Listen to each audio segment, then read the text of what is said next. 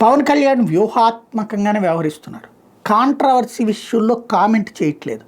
ఏదైతే మొన్న వచ్చినటువంటి టాకు ఆయన ఫోన్ చేశారు చంద్రబాబు గారు ఆయన అనారోగ్యం గురించి తెలుసుకుని, ఏదో హై ఫీవరు నడుము నొప్పి గురించి, బట్ నా ఫోన్ ఎత్తలేదు, నాకు రెస్పాన్స్ రాలేదు అని చంద్రబాబు గారే చెప్పడం, 4 రోజుల్లో తగ్గిపోతుందండి అని చెప్పేసి నాదెళ్ల మనోహర్ చెప్పడం, ఆ తర్వాత కరెక్ట్గా ఆ సాయంత్రం నుంచినే ఆలయాల టూర్కి పవన్ కళ్యాణ్ వెళ్ళటం, తన కుమారుడితో కలిసి తిరుగుతూ ఉండటం, 4 రోజుల పాటు తిరుగుతూ ఉండటం, ఇదంతా నడిచిపోతుంది. ఇంతవరకు దాని మీద నోరు మెదపల. ఆ నేషనల్ మీడియా వాళ్ళు ఎవరైతే టచ్ చేస్తున్నారో వాళ్ళు కూడా అది టచ్ చేయలేదు. వాళ్ళకి అవగాహన ఉండదు ఆ ప్రాంతంలో ఉన్నటువంటి వాళ్ళకి. వాళ్ళకి అందుకే టీటీడీ గురించిన ఇంకొక ఇష్యూస్ గురించి అడుగుతున్నారు, కానీ ఈ ఇష్యూ మీద పాయింట్ లేదు.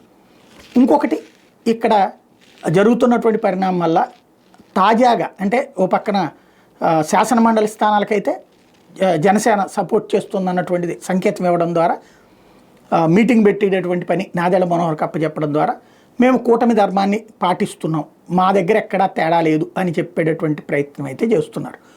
ఓవరాల్గా అయితే సంథింగ్ ఏదో ఉందన్న దానికి సమాధానం అయితే లేదు. చంద్రబాబు గారు ఫోన్ చేశారని నేను, లేదా నేను బాబు గారితో ఫోన్లో మాట్లాడానని నేను, ఈ ఇద్దరి నుంచి స్టేట్మెంట్లు అయితే లేవు.